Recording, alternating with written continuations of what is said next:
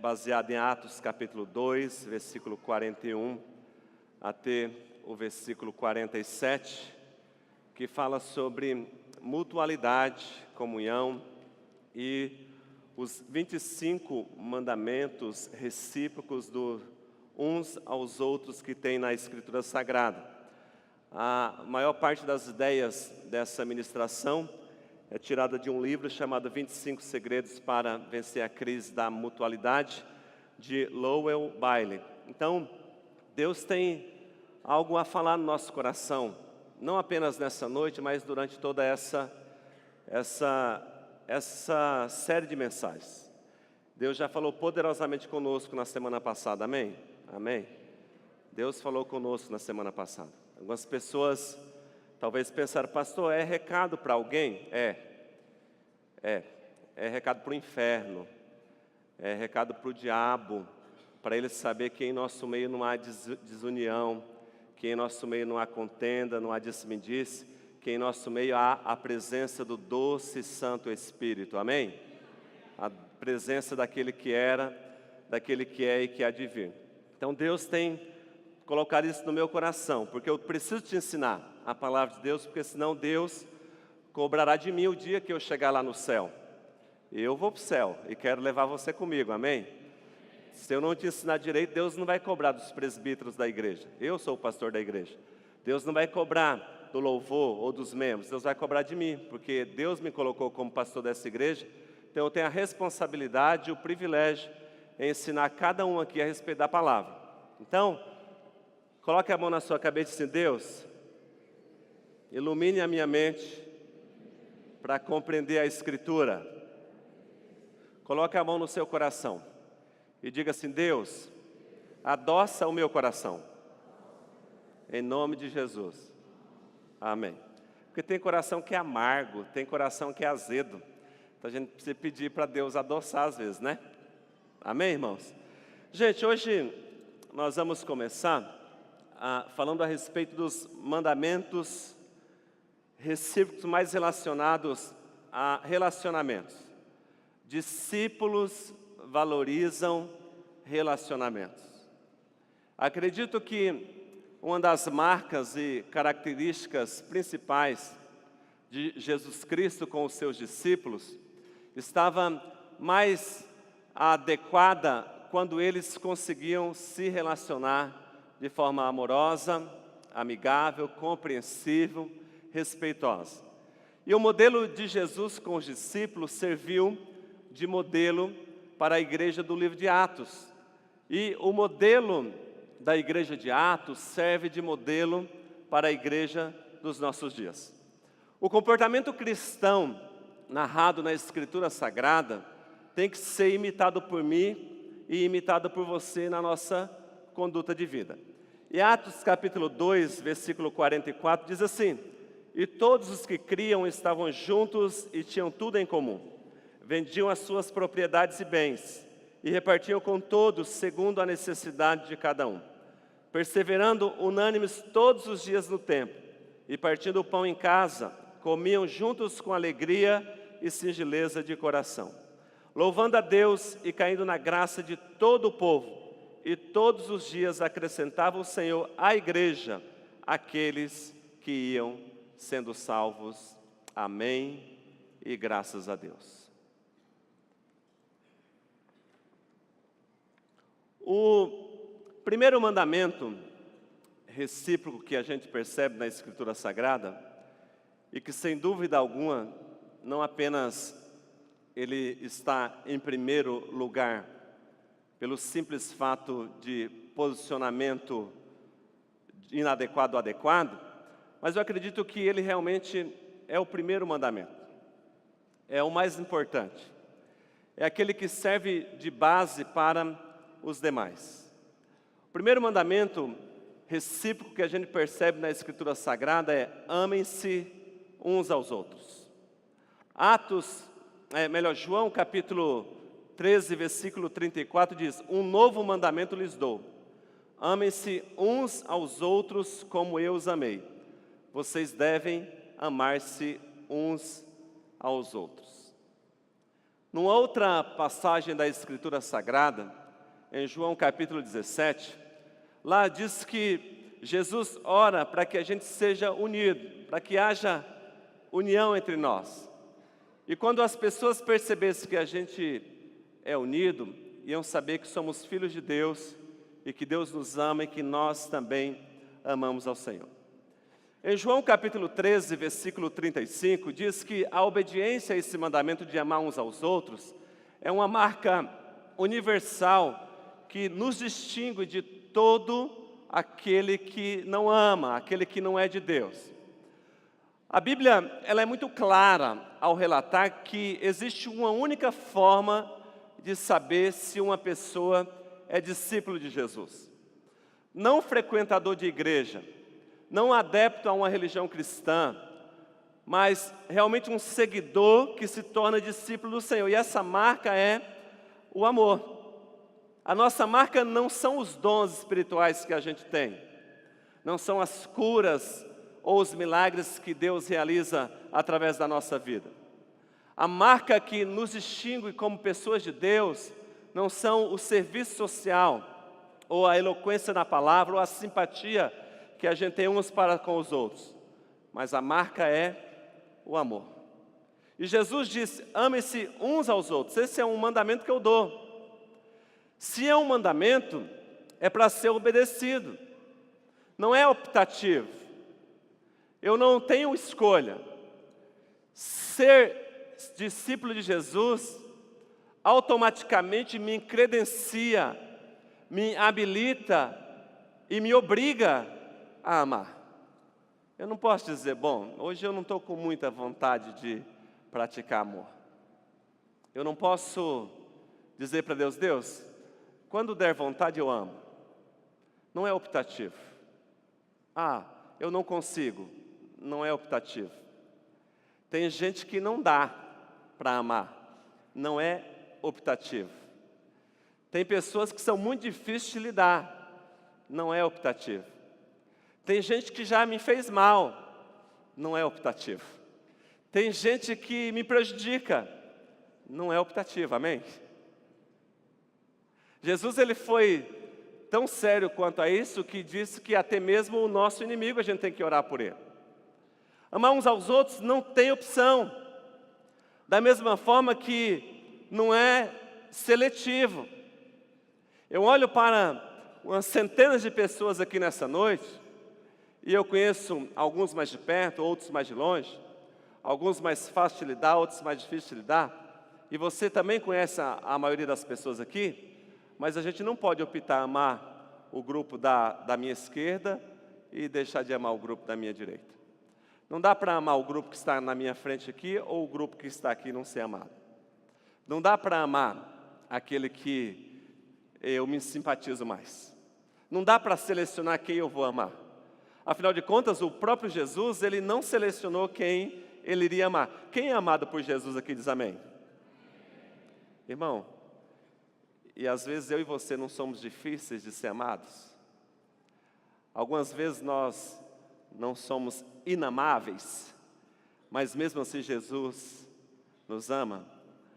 Quantas vezes a gente se olha no espelho ou acorda pela manhã e pensa, poxa, Deus me ama tanto e eu não mereço ser amado por Deus.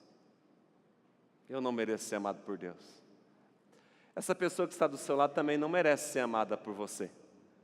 Ou essa pessoa que está distante de você nessa noite, ou que talvez nem esteja aqui na igreja, não merece ser amada por você.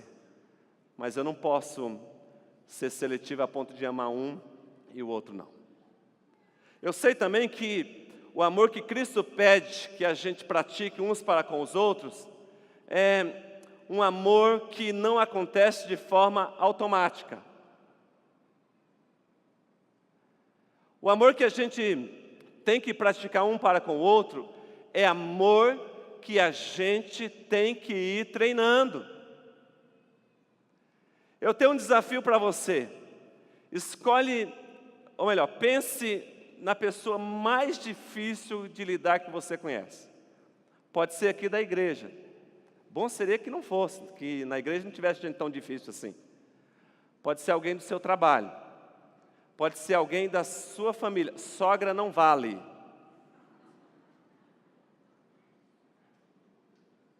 Pode ser alguém que você conhece em outro lugar. Mas pense numa pessoa difícil de lidar. Pense nela. E decida, a partir dessa noite, amá-la. Com o amor de Cristo que é derramado por Ele no seu coração. E comece a praticar gestos de amor com essa pessoa. Comece a liberar perdão.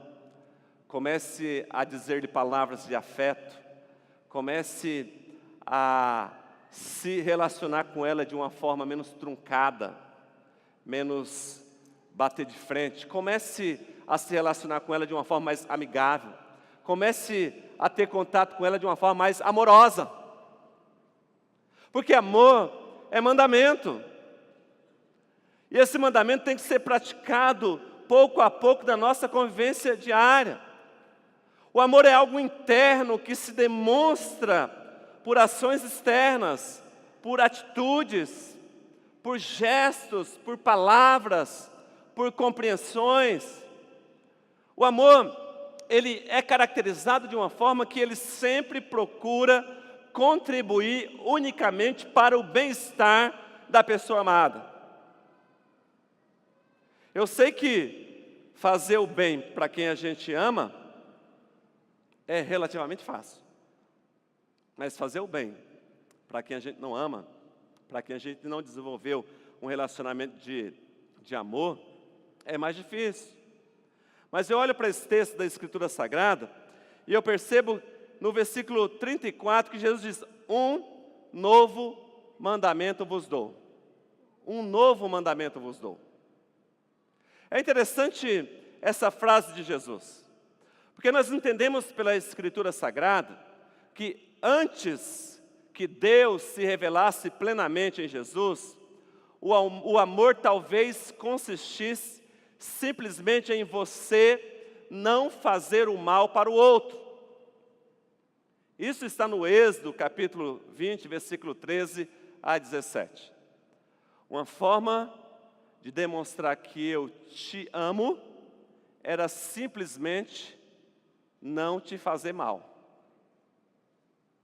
Uma forma de demonstrar que você era amado por mim era eu olhar para você e não te fazer mal. Mas aí Jesus, ele vem com um novo mandamento. Amem-se uns aos outros como eu amo vocês. Jesus, ele dá um novo padrão, um padrão mais elevado, mais alto. A ideia de Jesus é, não basta apenas não fazer o mal ao próximo. Agora nós devemos procurar ativamente oportunidades para fazer o bem a cada pessoa, até mesmo a um inimigo. É isso que o João disse na sua epístola primeira, no capítulo 3, versículo 18. Filhinhos, não amemos de palavra, nem de boca, mas em ação e em verdade. Sabe, amados, qual é o problema nosso, o problema da sociedade e do mundo de forma geral? É que a gente tem estado satisfeito com coisas na vida, atributos e características que não são o amor pleno e de fato como tem que ser. A gente se satisfaz, por exemplo, em termos condutas de moral elevada. Mas a gente pode ser pessoas moralmente corretas sem necessariamente fazer isso por amor. A gente se satisfaz em sermos pessoas generosas. Mas a generosidade não caracteriza propriamente o amor, porque a gente pode executar gestos de generosidade sem amar. O morador de rua bate palma na sua casa e pede um prato de comida ou uma nota de R$2. Você dá o prato de comida, foi um ato generoso. Você dá os R$2. Mas você não necessariamente ama ele. Mas você foi generoso. A gente se satisfaz, por exemplo, com a fidelidade. O marido, a esposa, é fiel ao cônjuge, e aquele relacionamento baseado no amor, e jamais ele ou ela imaginaria que iria traí-la com outra pessoa, porque ama. Mas passa-se muitos anos e talvez o amor termine, mas um dos cônjuges continua fiel. Por quê? Por causa daquele compromisso assumido anteriormente, mesmo que o amor tenha acabado. A gente tem momentos de alegrias extremas na nossa vida, de bondades extremas na nossa vida, de domínio próprio na nossa vida, sem que essas coisas estejam relacionadas com o amor. Por quê? O dom mais excelente que Deus nos dá é o amor. Como a gente tem dificuldade em amar, a gente se satisfaz em ser apenas moralmente correto. Como a gente tem dificuldade em amar, a gente se satisfaz em sermos pessoas generosas. Como a gente tem dificuldade em amar, a gente se satisfaz em ser pessoas bondosas. Como a gente tem dificuldade em amar, a gente se satisfaz sendo simplesmente fiel. Fidelidade.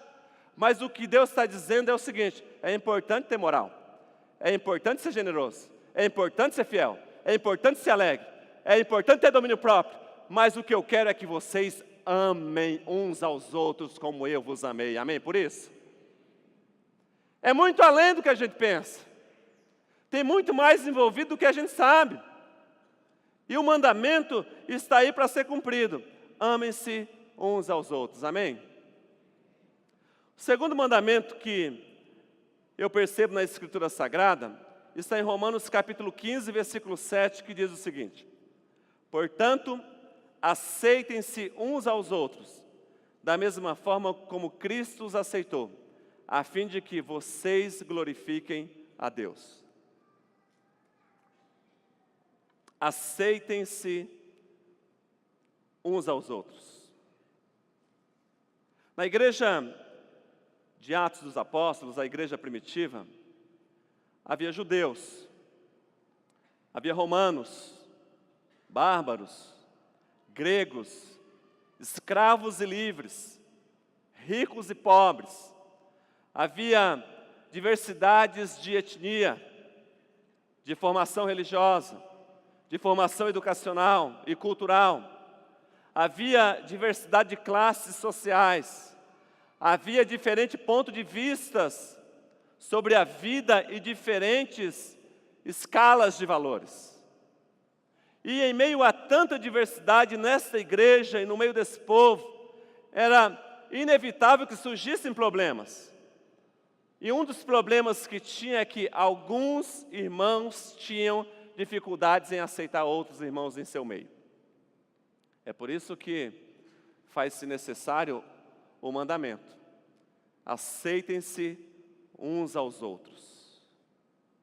Aceitar alguém significa acolher para dentro da nossa comunhão, acolher de uma forma livre, acolher sem constrangimento, acolher sem reserva, receber com o coração aberto todo aquele que já abriu o coração para receber Jesus. Mesmo que haja algumas lacunas no seu conhecimento bíblico, mesmo que haja alguma falha na conduta, mesmo que haja diferenças nas opiniões, em pontos que não sejam essenciais. Quando nós nos reunimos aqui nessa noite, nós estamos em níveis diferentes, em perspectivas diferentes de vida, em perspectivas diferentes de conhecimento bíblico, em experiências com Deus, em manifestações de Deus na nossa vida, mas Deus olha para nós e respeita a nossa individualidade, a nossa pessoalidade. Deus sabe quem é cada um, o que cada um sofre, o que cada um passa, e Deus recebe a todos e diz para nós também receber a todos uns aos outros. Aleluia por isso. Porque a nossa tendência é não receber.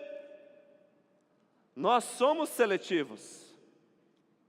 Nós formamos grupos de afinidade.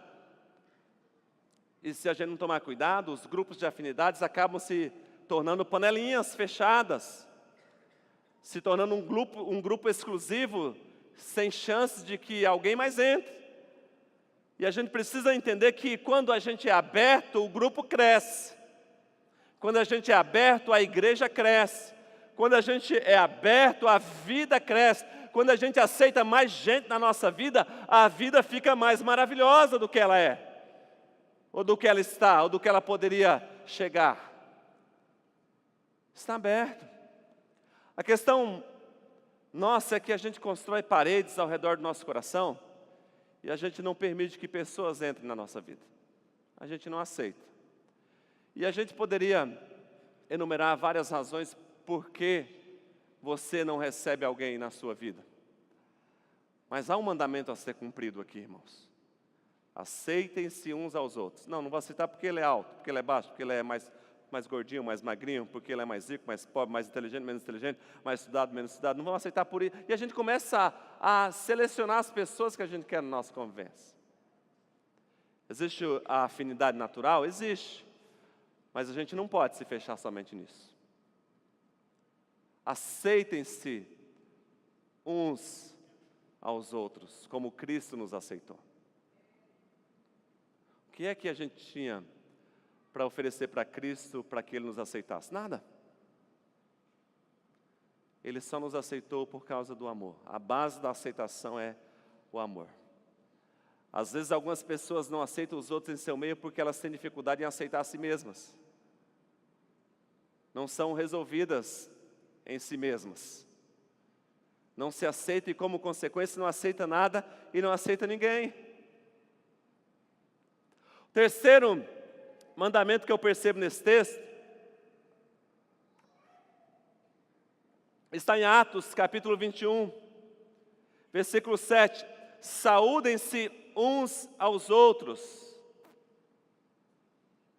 1 Coríntios, capítulo 16, versículo 9 diz: as igrejas da província da Ásia enviam-lhe saudações.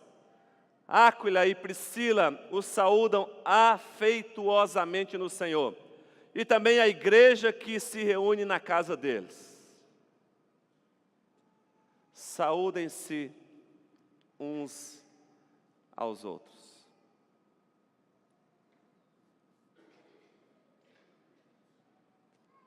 Tem gente mal de alguém aqui? Não precisa levantar a mão. Vai que, né? Saudar o irmão é não ignorar a sua presença quando há uma oportunidade de se comunicar.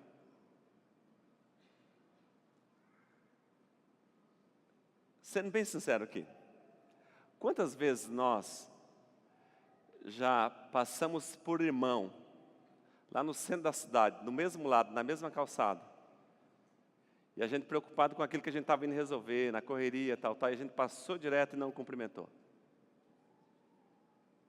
Sabe o que eu acho interessante nisso? É que um reclama, ó, fulano passou perto de mim e não me cumprimentou. Mas sabe o que eu acho interessante? É que o fulano passou perto do Beltrano e nenhum se cumprimentou. Mas um fica chateado. Acontece muito isso com o pastor. O pastor me encontrou no mercado e não me cumprimentou. Com líderes, com alguém que está em evidência, com a irmã do louvor, olha, sobe lá no altar, mas aqui finge que nem conhece a gente. Essa questão toda de saudação, ela faz com que a pessoa não saudada fique irritada, gera discórdia entre os irmãos. Em Lucas capítulo 7, versículo 45, Jesus, ele repreende Simão, porque esse não o saudou. Ele diz: Simão, eu estou aqui há tanto tempo na sua casa, você não me saudou, porque Simão estava repreendendo a mulher que foi aos pés de Jesus e começou a lavar os pés, e Simão ficou bravo com a mulher, e Jesus disse: não, deixa ela, eu estou aqui faz tempo, você nem me cumprimentou, ela está me saudando. É o próprio Jesus quem diz o seguinte: como é que alguém pode professar a mesma fé, no mesmo Deus, ter o mesmo Senhor, ter o mesmo Salvador, e não se falar? Sabe aquela ideia de que Deus, Ele lá no céu, ainda bem que o céu é grande, né, irmão? O céu é grande. Ainda bem que o céu é grande. Aí no dia do arrebatamento da igreja, O arrebatamento da igreja não é abrir e fechar de olhos. A hora que a gente chegar na presença do Senhor, aí você vai perceber que aquele irmão que você não falava aqui está indo para o céu também, e você está indo para o céu também. Aí você diz para ele assim: Deus, já que ele está indo, deixa ele na asa norte e deixa eu na asa sul, para que a gente não se encontre nesse céu tão grande. Aí Jesus fala: não, acertem-se aí já, na terra, aí mesmo ainda. Nos tempos bíblicos, os cristãos se saudavam com o ósculo santo, que era chamado de beijo do amor. Nós que somos latinos e em toda a América Latina, a gente se saúda com beijo, com abraço ou com aperto de mão. O judeu, nos tempos bíblicos, ele se saudava com shalom. Shalom significa paz, saúde e bem-estar. Todas as vezes que alguém dizia shalom, estava dizendo: para você eu desejo saúde, paz e bem-estar. Shalom. Os gregos cumprimentavam diferente do judeu. O grego era charis, que significava graça, felicidade. Eles diziam charis para você, graça para você, felicidade para você. Aí Paulo, que de bobo não tinha nada, o apóstolo, ele juntou as duas, shalom, charis, que significava graça e paz. É por isso que a gente aqui na igreja diz graça e paz, ou seja, paz, saúde, bem-estar e felicidade. Já imaginou que saudação profética maravilhosa a gente tem para dar uns para com os outros quando a gente chega na igreja ou se encontra na rua, meu irmão, minha irmã? É por isso que a saudação é algo muito mais do que uma questão de boa educação. A saudação é muito mais do que a intenção de manter bons relacionamentos. A saudação é profecia, é profético, é bênção, é abençoador na vida de quem recebe, amém? Por isso que é mandamento. Diz para o irmão que está do seu lado: graça e paz.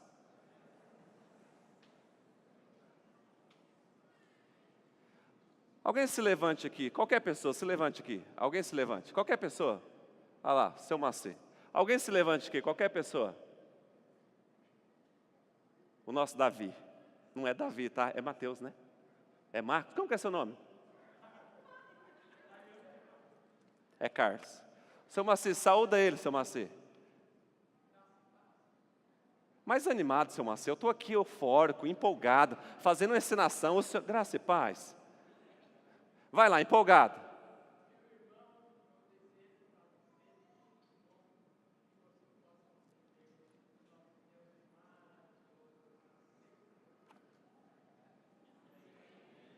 E você? Uma salva de palmas para essas duas gerações. O formato muda, mas o princípio é o mesmo.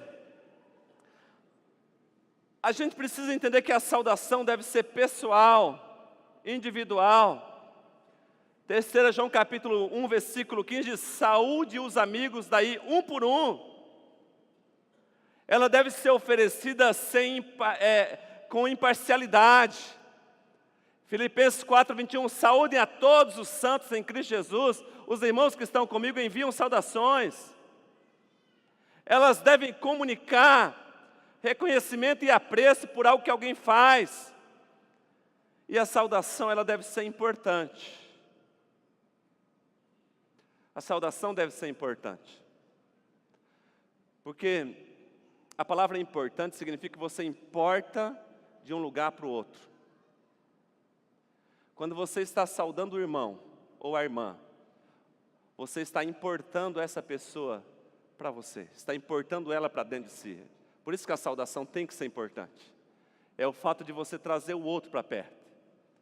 E essa pessoa que está sendo saudada, ela precisa entender que você realmente a ama, que você realmente a aceita, que você comunga a mesma fé, que você crê no mesmo Deus, que você lê a mesma Bíblia, que você pretende ir para o mesmo céu.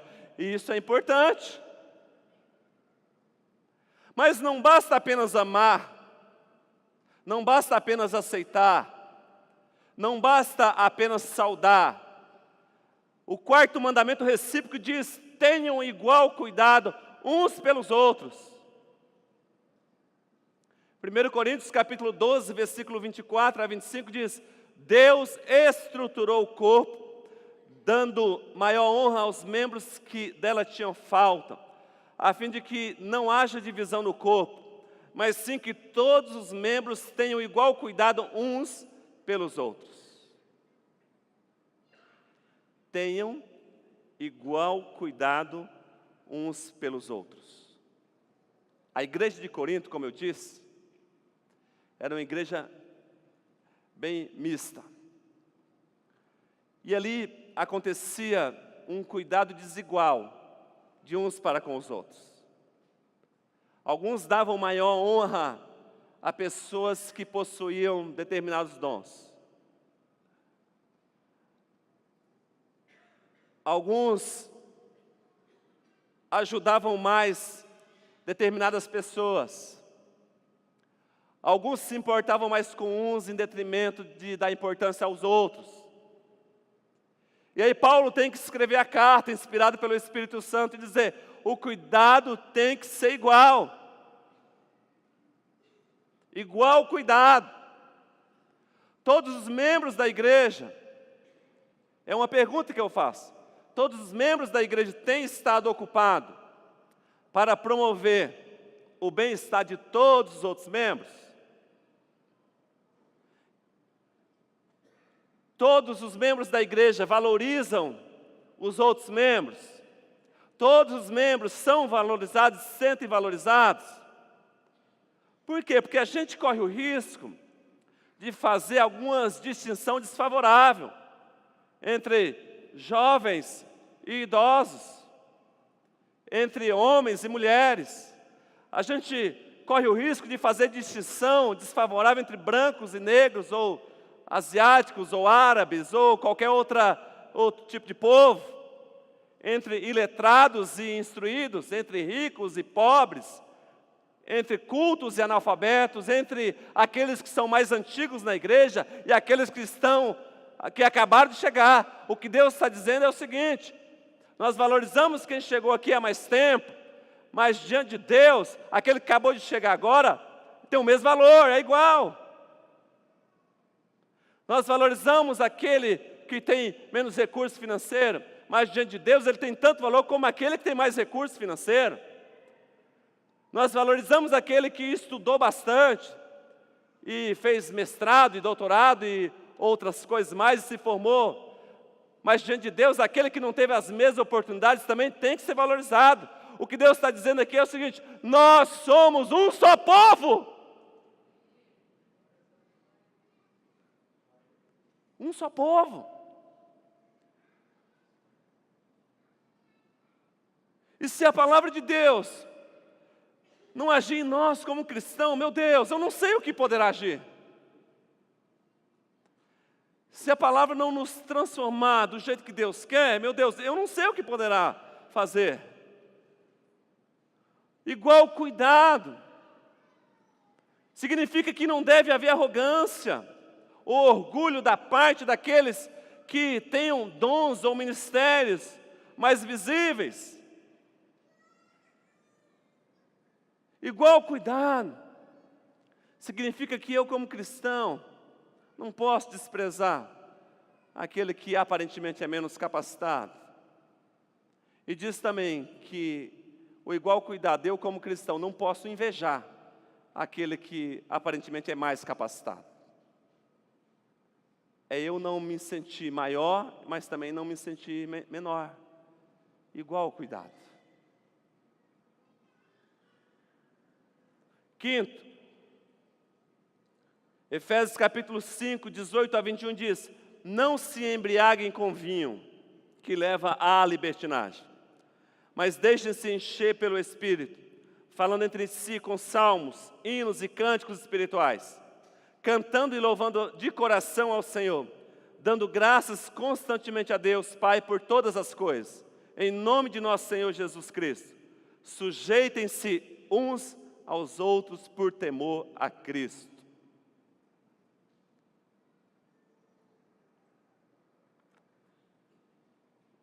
Talvez esse mandamento Eu disse mandamento, amém? Amém?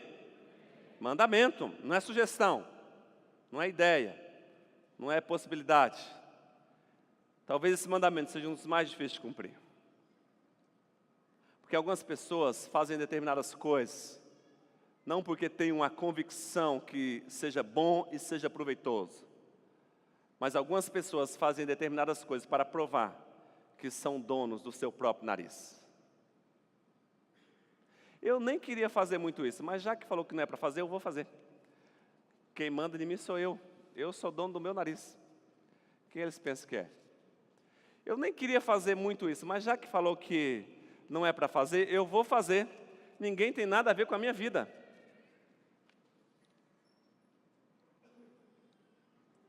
Aí vem o mandamento do sujeitar-se uns aos outros, ou da submetam-se uns aos outros. Submissão. Submissão.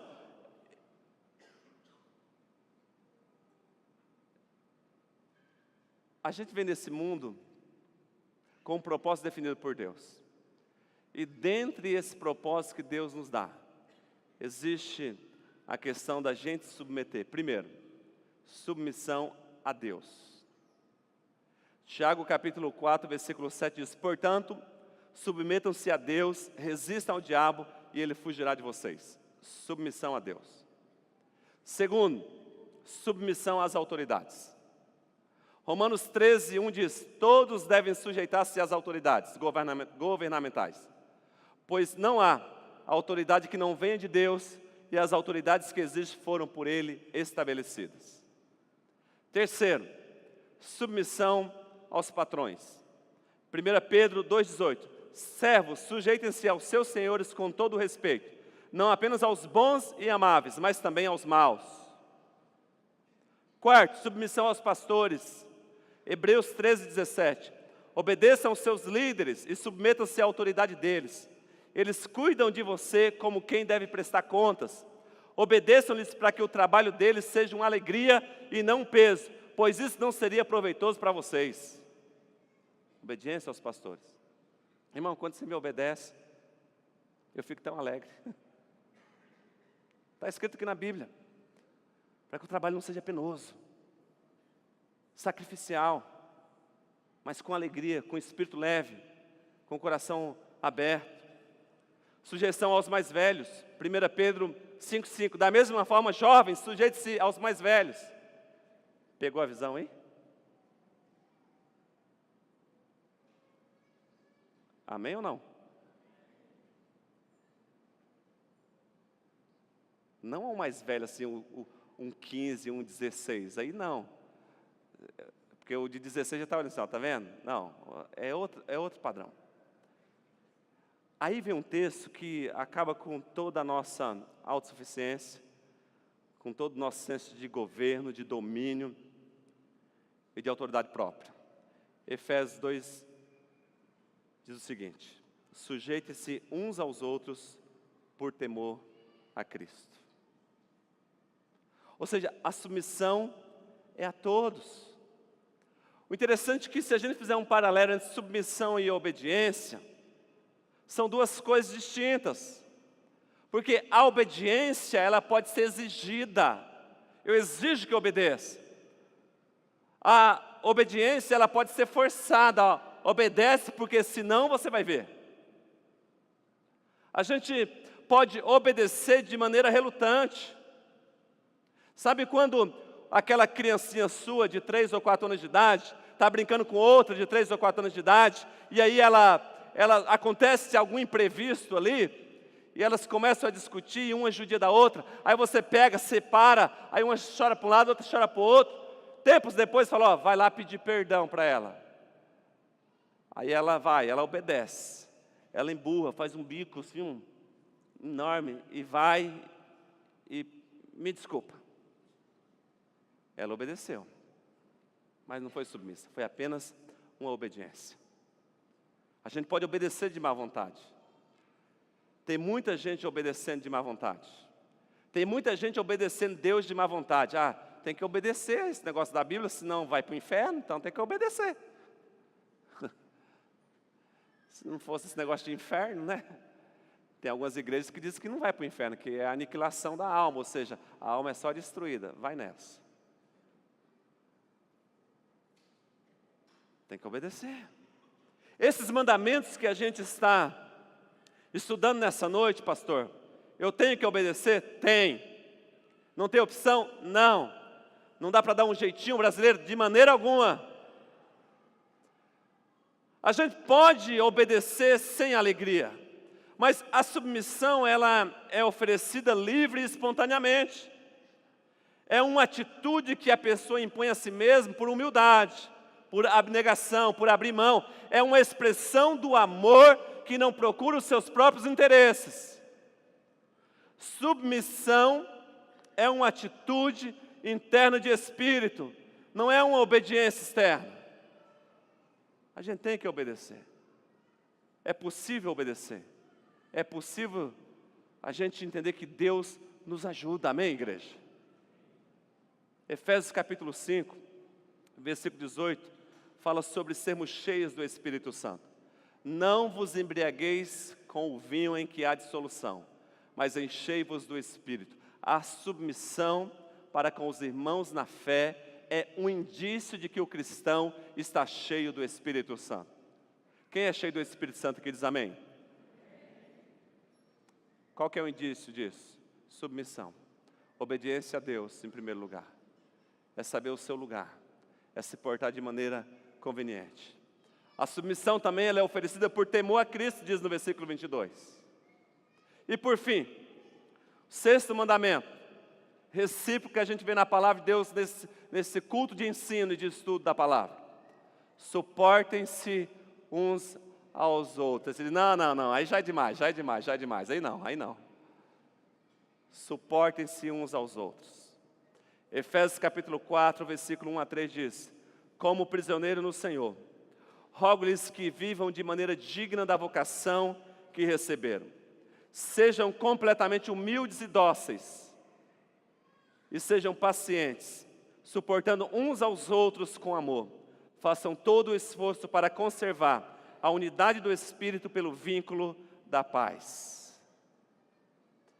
A igreja primitiva, irmãos, era uma igreja parecida com todas as igrejas.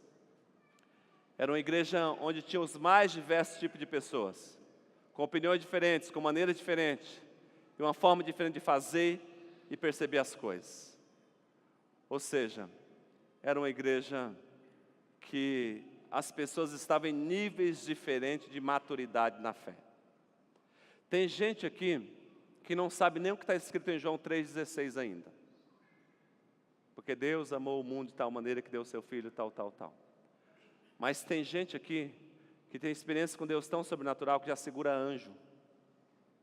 O anjo passa, pá, pega.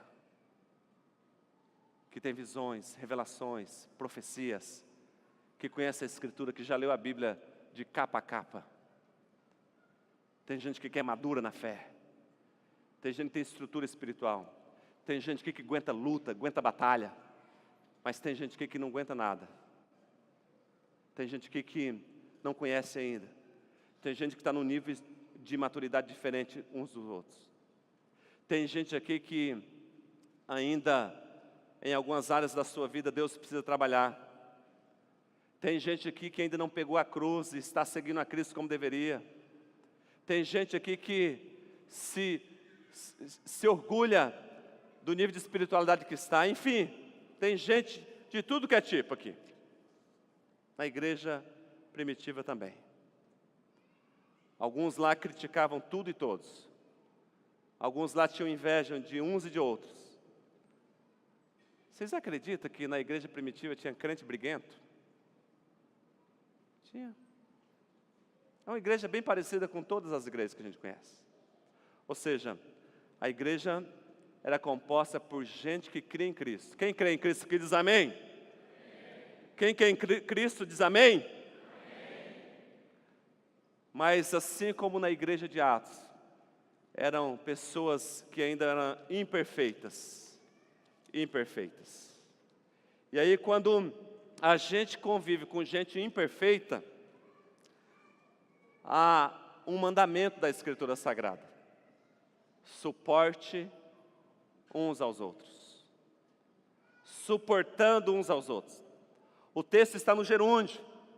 Enquanto a gente convive, enquanto a gente caminha na fé, enquanto a gente frequenta os cultos, as confraternizações, os eventos, enquanto a gente participa da mesma comunhão, a gente precisa suportar um ao outro que não esteja no mesmo patamar espiritual que a gente. E o texto diz que para suportar é necessário compaixão, é necessário bondade, é necessário humildade, é necessário paciência e é necessário mansidão. Romanos capítulo 5, versículo 1 é um texto extraordinário. E diz assim: mas nós, que somos fortes, devemos suportar as fraquezas dos fracos e não agradar a nós mesmos.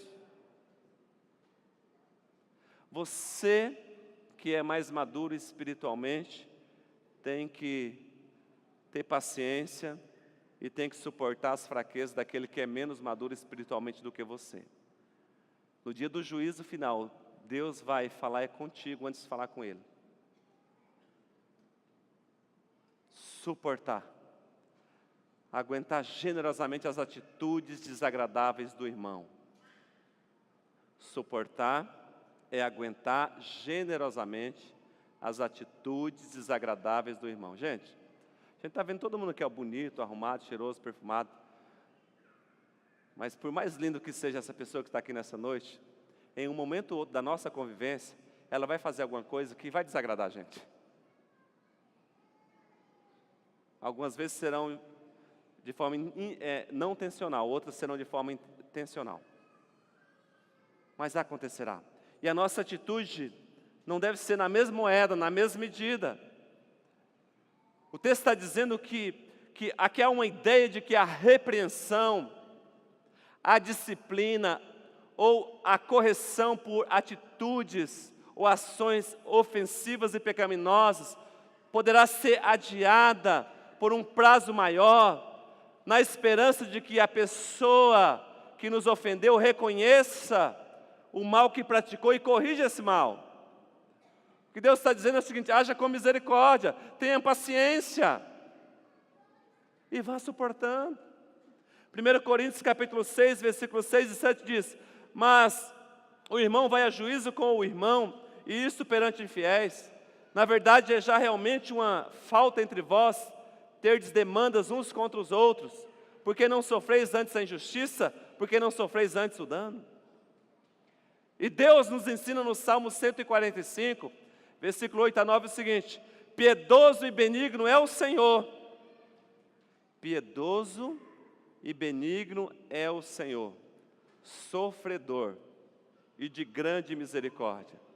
O Senhor é bom para todos, e as suas misericórdias são sobre todas as suas obras. Deus nunca manda que eu e você faça alguma coisa que Ele já não tenha feito ou que Ele esteja disposto a fazer. Suportai-vos uns aos outros. E para encerrar nessa noite, Salmo 78, versículo 38 e 39 diz o seguinte: Ele, porém, que é misericordioso, perdoou a sua iniquidade e não os destruiu. Antes, muitas vezes desviou deles o seu furor, e não despertou toda a sua ira, porque se lembrou de que eram de carne, vento que passa e não volta. Amados, Deus me tem suportado com uma paciência impressionante. Então eu devo suportar a insuportabilidade do outro. A gente precisa ser como Cristo é. Amém por isso?